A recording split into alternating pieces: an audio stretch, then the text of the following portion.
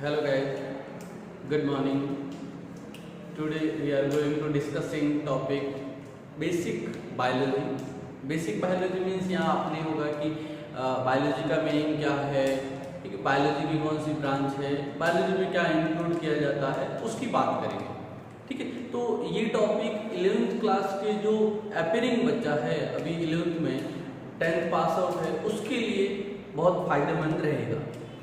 फायदेमंद point of view से अगर इस बात से देखें कि कैसे, तो मतलब उसके लिए शुरू में इस बात को समझना जरूरी रहेगा कि बायोलॉजी क्या होती है या उसमें क्या इंक्लूड किए जाते हैं, लिविंग बीइंग क्या है, नॉन लिविंग बीइंग क्या है, इस प्रकार के छोटे से जो कंसेप्ट की जरूरी है। ठीक है, बाकी डीप में अपन आगे पढ़ेंगे, लेकिन अभी इस बात का जानना जरूरी है।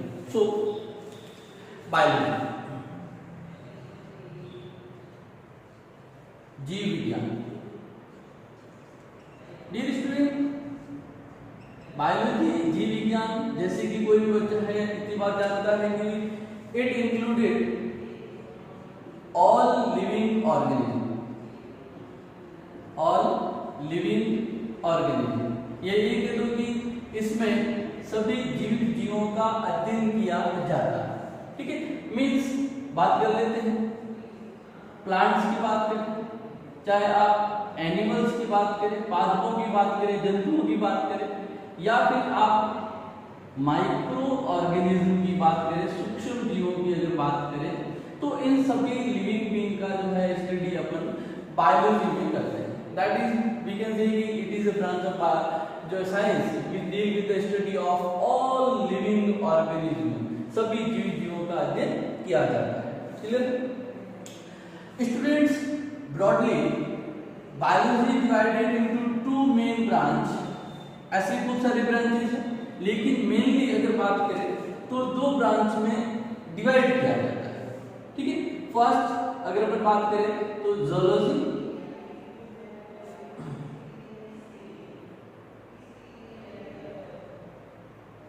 एंड सेकेंड अगर बात करें बॉटनी। जूलॉजी प्राणी विज्ञान, जंतु विज्ञान, एंड बॉटनी बात करें वनस्पति विज्ञान। क्लियर? अब जूलॉजी में बात करें तो जूलॉजी में हम किसका स्टडी करेंगे? All animals, all animals. Clear? And first of all zoology discovered by और वर्ड और given by a scientist Aristotle. Clear? Aristotle. हम कह सकते हैं कि father of zoology Aristotle, and father of botany Theophrastus. Theophrastus ने सबसे पहले करीबन 500 प्लांट का स्टडी किया था। ठीक है, इसलिए बॉटनी के फादर है, थियोफ्रास्टस कहते हैं, और बॉटनी में प्लांट और माइक्रो ऑर्गेनिज्म का स्टडी किया जाता है। तो broadly biology divided into to branch. Clear? ना अब हम बात करते हैं कि लिविंग बीइंग और नॉन लिविंग बीइंग क्या होता है। जनरली अपने को पता होता है, फिर भी अपन एक 11th अपीयरिंग स्टूडेंट के लिए बात करें, लिविंग बीइंग और नॉन लिविंग बीइंग क्या होता है।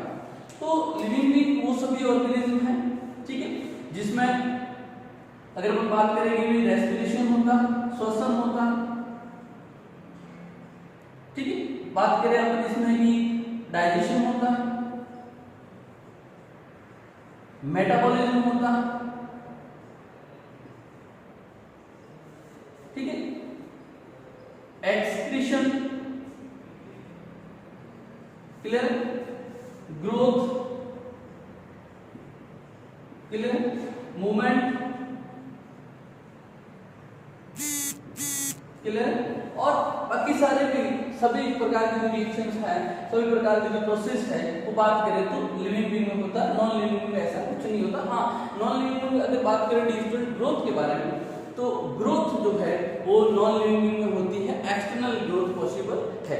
ठीक है, एक्सटर्नल ग्रोथ का मतलब है जैसे अपन बात करें स्टोन्स की बात करें, अपन रॉक्स की बात करें, तो उनके ऊपर जो है आउटसाइड में कुछ मटेरियल का डिपोजिशन होता है, कुछ पदार्थों का जमाव होता है, तो जमा होने के कारण उसका साइज जो है क्या होता है, इंक्रीज होता है, तो उसको अपन एक प्रकार से ग्रोथ कह सकते हैं। ठीक, बाकी इस प्रकार की कोई भी फिनोमेना जो है, और भी कई सारे फिनोमेना है, रिप्रोडक्शन की बात कर ले, क्लियर है, सर्कुलेशन की बात करें, अरे बस, तो इस प्रकार का फिनोमेना नॉन लिविंग बीइंग में नहीं होता, सभी लिविंग बीइंग में होता है।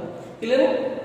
ओके, अब इसमें अपन फर्स्ट टॉपिक बात करेंगे, फर्स्ट टॉपिक का स्टडी करेंगे, दैट इज साइटोलॉजी और सेल बायोलॉजी। साइटोलॉजी और सेल बायोलॉजी क्या है उसके बारे में अपन बात करेंगे। ठीक है, अब देखिएगा दो टर्म यूज कर रहे हैं, एक कर रहे हैं साइटोलॉजी एंड एक बात कर रहे हैं अपन सेल बायोलॉजी। ऐसे ही खूब सारी और ब्रांचेस हैं, चाहे बॉटनी के, जूलॉजी के, खूब सारी ब्रांचेस हैं। साइटोलॉजी को कहते हैं अपन कोशिका विज्ञान, और सेल बायोलॉजी को कहते हैं अपन लोग कोशिका जीव विज्ञान, जीव विज्ञान। क्लियर? दोनों में स्टडी किसका करेंगे? सेल का स्टडी करेंगे। तो फिर डिफरेंस है स्टूडेंट, जनरली डिफरेंस ये है कि अगर अपन सेल के फंक्शन और सेल के स्ट्रक्चर की बात करें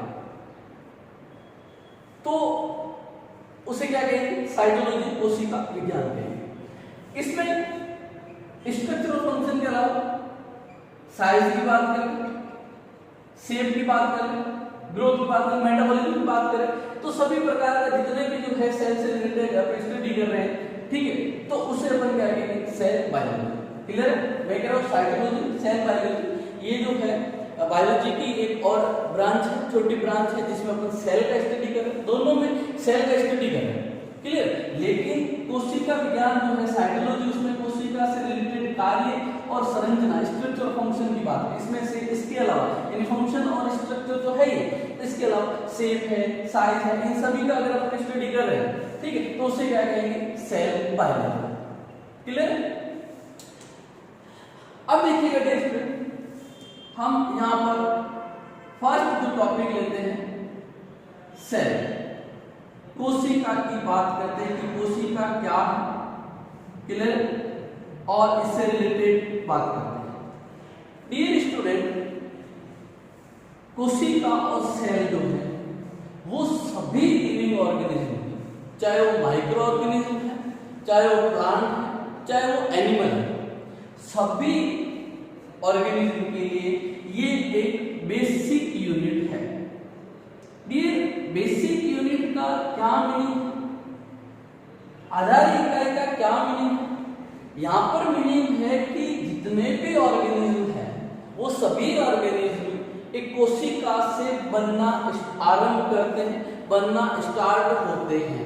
अगर एक कोशिका नहीं तो लिविंग ऑर्गेनिज्म का बॉडी का फॉर्मेशन भी नहीं होगा। क्लियर है? आगे बात समझ में? तो सभी ऑर्गेनिज्म का बेसिक यूनिट है सेल है। क्लियर है? मतलब बात करें कि पूरा कंप्लीट जैसे कि बॉडी बन रहा है, ठीक है, तो इस बॉडी का जो है फॉर्मेशन अगर बात करें अपन लोग, ठीक है, इस बॉडी का फॉर्मेशन की बात करें अपन लोग, तो इसका एक सेल के द्वारा फॉर्मेशन होता है। क्लियर है? अब देखिएगा सेल की डिस्कवरी से रिलेटेड कि देखिएगा बायोलॉजी में जो भी चीज है, चाहे साइंस में अपन किसी की बात करते हैं तो उसका पहले डिस्कवरी होता है, उसके बाद उसको पब्लिश किया जाता है। तो सेल को सबसे पहले किसने डिस्कवर किया? सेल कब डिस्कवर हुआ?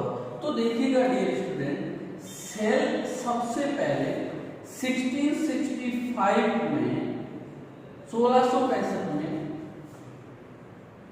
रॉबर्ट हुक द्वारा डिस्कवर किया गया।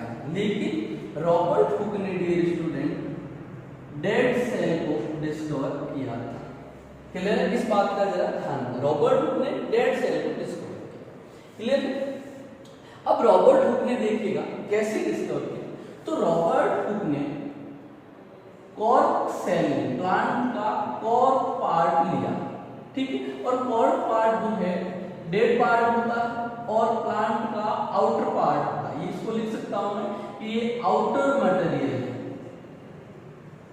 क्लियर, इसको लिया, समझना जरा। और रॉबर्ट हुक ने इसके छोटे छोटे स्लाइस, छोटे छोटे टुकड़े किए। इन टुकड़ों को इन्होंने अंडर माइक्रोस्कोप, सूक्ष्मदर्शी के नीचे, सूक्ष्मदर्शी के नीचे स्टडी किया, क्लियर स्टूडेंट, सूक्ष्मदर्शी के नीचे स्टडी किया। तो ये जो टुकड़े थे इसमें इनको खूब सारे चैम्बर दिखाई दिए, खूब सारे पोस्ट दिखाई दिए, क्लियर, आगे बस। और ये जो चैम्बर का एक पोस्ट था ये हनी कॉम लाइक था, यानी कि मधुमक्खी के छत्ते के समान इस प्रकार की कुछ संरचना इसमें देखने को मिली, इस प्रकार की संरचना देखने को मिली, यानी कि खूब सारे इसमें चैम्बर दिखाई दिए।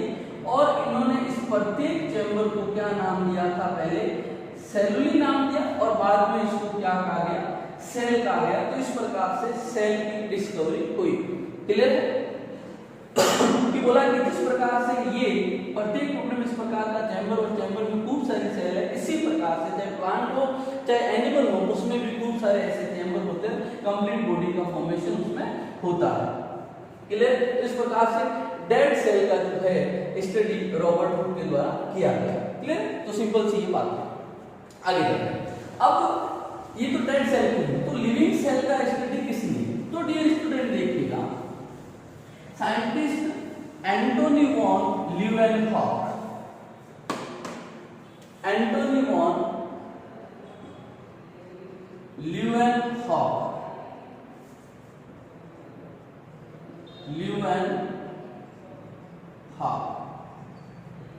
एंटोनी वॉन ल्यूवेनहॉक ने फर्स्ट डिस्क्राइब लिविंग सेल, इन्होंने जीवित कोशिका का अध्ययन किया, लिविंग सेल का स्टडी किया, इस बात का ध्यान रखें, ठीक है। इन्होंने लिविंग सेल का स्टडी ब्लड, स्पर्म और माइक्रो ऑर्गेनिज्म से किया। और ये सभी स्ट्रक्चर्स, ये सभी बात करें तो क्या होते हैं, लिविंग होते हैं, क्लियर। इसके अलावा कई सारे साइंटिस्ट हैं, इंडियन साइंटिस्ट कौन है, इंडियन साइटोलॉजी के फादर कौन है, ठीक है, मॉडर्न साइटोलॉजी के फादर कौन है, उसका आप जो है स्टडी कीजिएगा, ठीक है, एक बार पढ़ लीजिए, कोई जरूरत नहीं है। अब देखिएगा डियर स्टूडेंट, ये बात है इसकी डिस्कवरी से ले, अब तो scientist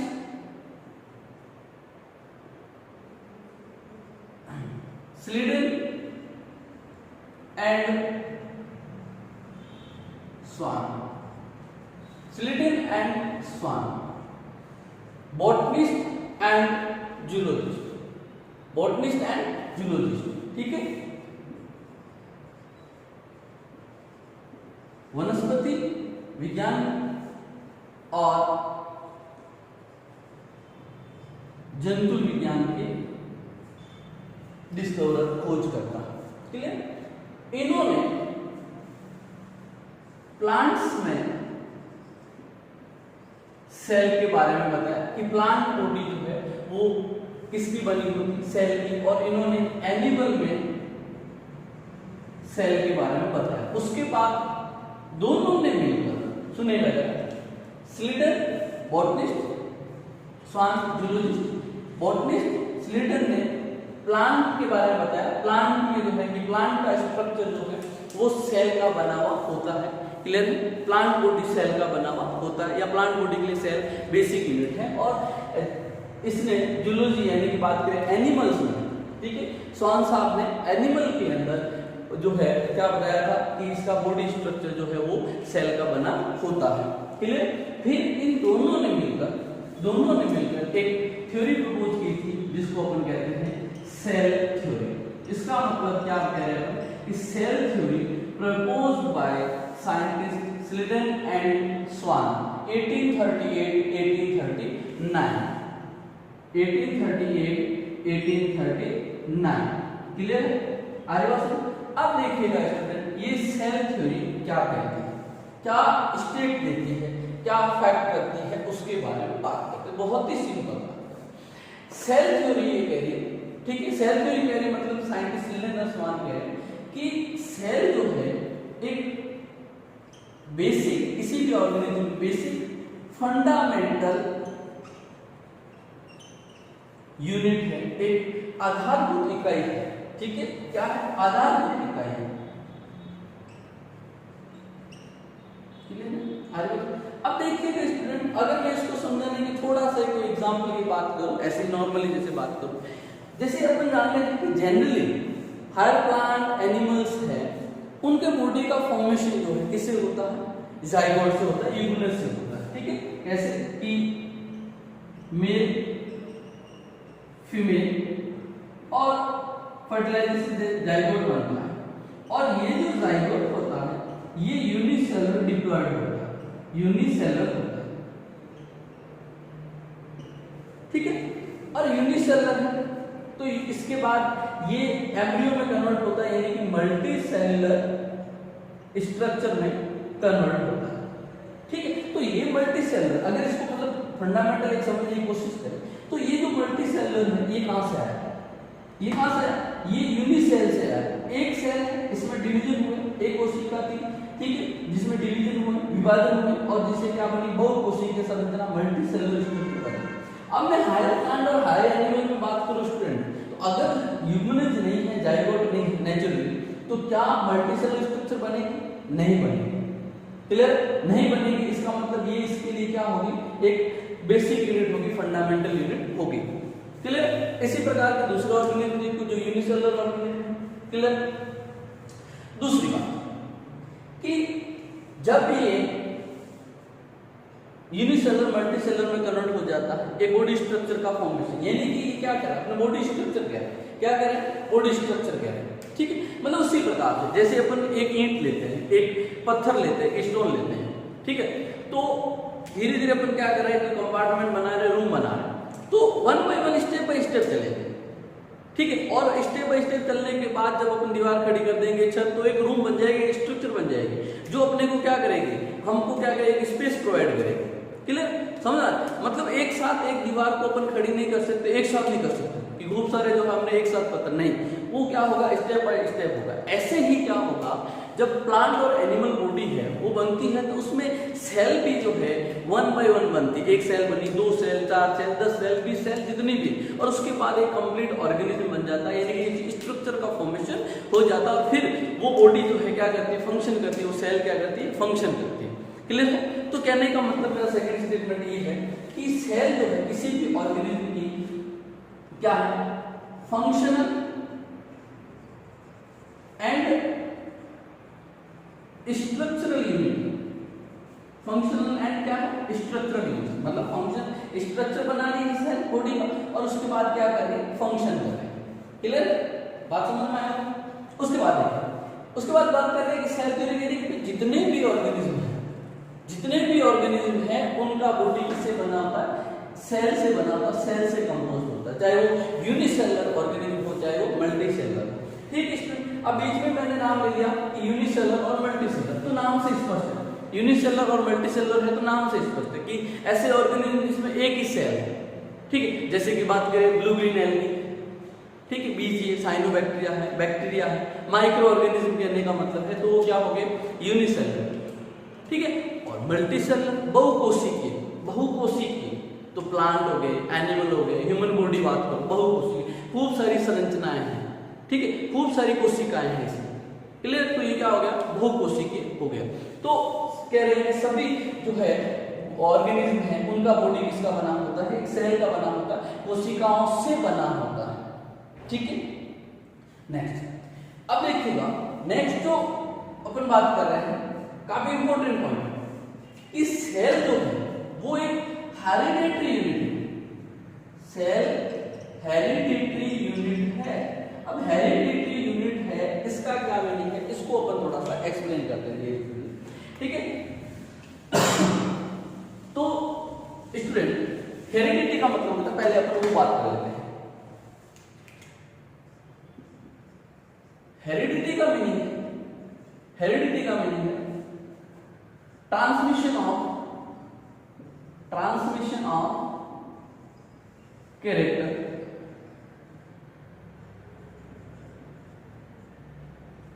character from one generation to another generation. ठीक है, या अपन कह सकते हैं पेरेंट्स से प्रोजेनी में कैरेक्टर को जो ट्रांसफर हो रहे हैं, लक्षणों का जो जनकों से संतति में स्थानांतरण हो रहा है, एक पीढ़ी से दूसरी पीढ़ी में स्थानांतरण हो रहा है, उसको क्या कहते हैं, हेरिडिटी कहते हैं। तो अब यहाँ पर जो है हेरिडिटी यूनिट कौन है, सेल। इसका मतलब ये हो गया कि सेल जो है, जो एक कोशिका है, वो लक्षणों का, वो कैरेक्टर को क्या कर रही है, जनरेशन टू जनरेशन ट्रांसमिट कर रही है।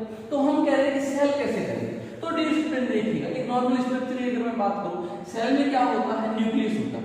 और डियर स्टूडेंट न्यूक्लियस में क्या होता है, डीएनए आरएनए क्रोमोसोम्स होते हैं, डीएनए आरएनए क्रोमोसोम्स होते हैं। ठीक है, और इन डीएनए और आरएनए के द्वारा ही कैरेक्टर, डीएनए के द्वारा ही जनरली क्या होता है, कैरेक्टर ट्रांसफर किए जाते हैं। आगे बात समझो। तो डीएनए और आरएनए है क्रोमोसोम, ये कहां पर है, न्यूक्लियस में। ठीक है, और डीएनए के द्वारा कैरेक्टर जो है ट्रांसफर होते हैं। आगे बात समझ में, ये ट्रॉली है, कहने का मतलब ये लोडिंग टैक्सी है कैरेक्टर ट्रांसफर के लिए, लक्षणों के स्थानांतरण के लिए। तो ये कहां है, न्यूक्लियस, और न्यूक्लियस कहां है, सेल में। तो इनडायरेक्टली सेल क्या होगी, हेरिडिटी यूनिट होगी। क्लियर। तो ये सेल थ्योरी के स्टेट्स थे। क्लियर है, सेल थ्योरी के जो है क्या थे, कथन थे, सेल थ्योरी की जो है अपन कह रहे हैं पॉइंट्स। लेकिन डियर स्टूडेंट, सेल थ्योरी या स्लीडन और स्वान इस बात को नहीं समझा पाए कि न्यू सेल का फॉर्मेशन कैसे होगा। सारी बात समझा दी, लेकिन इस बात को नहीं समझा पाए। तो एक साइंटिस्ट है डियर स्टूडेंट, जो बहुत ही इंपॉर्टेंट स्टेटमेंट देता है, Rudolf Virchow. Dear student, Rudolf Virchow कहता है, new cell arise from pre-existing cell या pre-existing life। स्लीडन और स्वान सेल थ्योरी जिन्होंने प्रपोज किया था, वो इस बात को एक्सप्लेन नहीं कर पाए कि नई कोशिका कैसे बनेगी, न्यू सेल का फॉर्मेशन कैसे होता है, हाउ न्यू सेल गेट जो है ऑर्गेनाइज और ओरिजिनेटेड। तो इस बात को किसने बताया, रुडोल्फ विर्चॉफ। क्या बताया कि नई कोशिका का निर्माण उसकी पूर्ववर्ती, जो पहले से कोशिका है उससे नई कोशिका बनेगी, या पहले से कोई जीवन है उससे नया जीवन बनेगा। क्लियर है, new cell arise from the pre existing cell. और इसने एक महत्वपूर्ण स्टेटमेंट दिया, ओमनिस सेलुला ई सेलुला। स्टेटमेंट को याद रखिएगा, ओमनिस सेलुला ई सेलुला। ठीक है, लीनिएज ऑफ सेल, ये भी थ्योरी प्रपोज की। क्लियर है, ओमनिस सेलुला ई सेल, इसका मीनिंग भी ये होता, मतलब new cell arise from the pre existing cell, नई कोशिका का निर्माण पूर्ववर्ती कोशिका से होता है। कि एक लीनिएज ऑफ सेल, मतलब एक सेल से क्या बनेगा, 2 सेल बनेगी, 2 से 4 बनेगी, 8 बनेगी, 10 बनेगी, इस प्रकार से क्या चलेगा, लीनिएज चलेगा। Clear, Rudolf Virchow. उसके बाद रुडोल्फ विर्चॉफ ने सेल थ्योरी का मॉडिफाइड फॉर्म प्रपोज किया। उसके बाद रुडोल्फ विर्चॉफ ने सेल थ्योरी का मॉडिफाइड फॉर्म प्रपोज किया, कोशिका सिद्धांत का रूपांतरित रूप जो है प्रपोज किया। उसमें वही सारी बात बताई कि सेल जो है वो क्या है, सेल एक बेसिक यूनिट है। ठीक है, सेल बेसिक यूनिट है, बेसिक सभी ऑर्गेनिज्म का फॉर्मेशन जो है सेल से होता है। सेल स्ट्रक्चर और फंक्शनिंग यूनिट है। ठीक है, सेल हेरिडिटरी यूनिट है। प्लस उसमें एक क्या पॉइंट जोड़ दिया, उसमें जोड़ दिया ये वाला पॉइंट, और सेल थ्योरी का न्यू मॉडल जो है इन्होंने प्रपोज किया। Clear student. ठीक है, तो ये जो है क्या थी, सेल थ्योरी थी। ये कोशिका सिद्धांत था।